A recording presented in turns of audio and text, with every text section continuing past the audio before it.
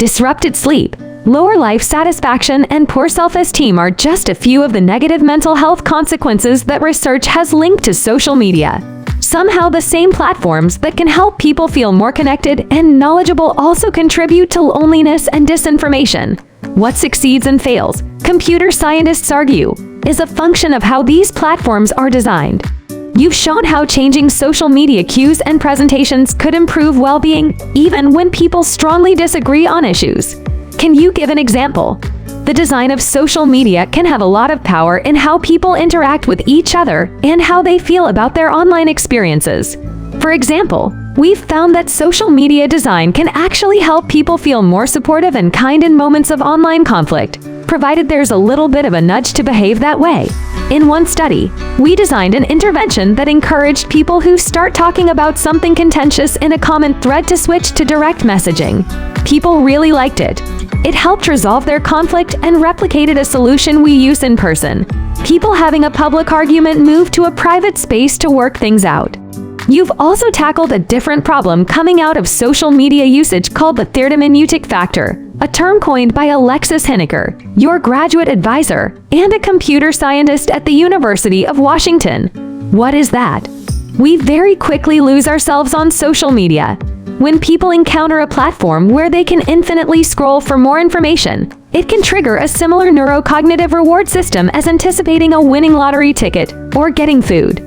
It's a powerful way that these apps are designed to keep us checking and scrolling. The thermodynamic factor is when people mean to check their social media briefly but then find that 30 minutes have passed, and when they realize how much time they spent, they have this sense of disgust and disappointment in themselves. Research has shown that people are dissatisfied with this habitual social media use.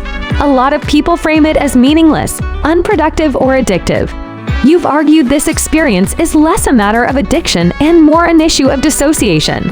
What is that exactly? Dissociation is a psychological process that comes in many forms. In the most common, everyday dissociation, your mind is so absorbed that you are disconnected from your actions. You could be doing the dishes, start daydreaming, and not pay attention to how you are doing the dishes. Or you might seek immersive experiences watching a movie, reading a book, or playing a game that pass the time and cause you to forget where you are. During these activities, your sense of reflective self-consciousness and the passage of time is reduced. People only realize that they dissociated in hindsight. Attention is restored with the sense of what just happened. Or my leg fell asleep while we were watching that movie. Dissociation can be a positive thing, especially if it's an absorbing experience, meaningful activity, or a needed break. But it can also be harmful in certain cases, as in gambling, or come in conflict with people's time management goals, as with social media scrolling. How do you measure people's dissociation on social media? There is a research with 43 participants who used a custom mobile app that they created called Chirp to access their Twitter accounts. The app let people interact with Twitter content while also allowing them to ask them questions and test interventions. So when people were using Chirp, after a given number of minutes, they would send them a questionnaire based on a psychological scale for measuring dissociation. They asked how much they agreed with the statement, "I am currently using Chirp," without really paying attention to what I'm doing on a scale of 1 to 5. They also did interviews with 11 people to learn more. The results showed dissociation occurred in 42% of our participants, and they regularly reported losing track of time or feeling all-consumed. So what could social media companies be doing differently? And is there any incentive for them to change? Right now, there is a lot working against people who use social media. It's impossible to ever fully catch up on a social media feed, especially when you consider the algorithmically inserted content such as Twitter's trending tweets or TikToks for your page. But I think that there is hope that relatively simple tweaks to social media design, such as custom lists, can make a difference. It's important to note that the custom list significantly reduced dissociation for people, but they did not significantly affect time spent using the app. To me, that points out that reducing people's dissociation may not be as antithetical to social media companies' revenue goals as we might intuitively think. We've found that people value being able to log into a platform, connect with who they want to connect with, consume the media they enjoy, find the information that's relevant, and then be gently nudged off the platform in a way that fits their time management goals.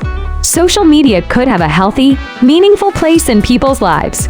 But that's just not the way it's being designed right now. What's most important for people using social media? Now to know. First, don't pile a bunch of shame onto your social media habits. Thousands of people are employed to make you swipe your thumb up on that screen and keep you doing what you're doing. Let's shift the responsibility of designing safe and fulfilling experiences from users to the companies. Second, get familiar with the well-being tools that are already offered. TikTok has a feature that, every hour, will tell you that you've been scrolling for a while and should consider a break. On Twitter, custom lists are a feature that already exists. It's just not the default option. If more people start using these tools, it could convince these companies to refine them. Research suggests platform designs make us lose track of time spent on them and can heighten conflicts, and then we feel upset with ourselves. Most importantly, vote for people who are interested in regulating technology, because I think that's where we're going to see the biggest changes made.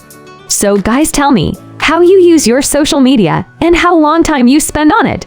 Let us know in comments. We will love to hear that from you. Don't forget that, guys, Health Coach always supports your healthy lifestyle.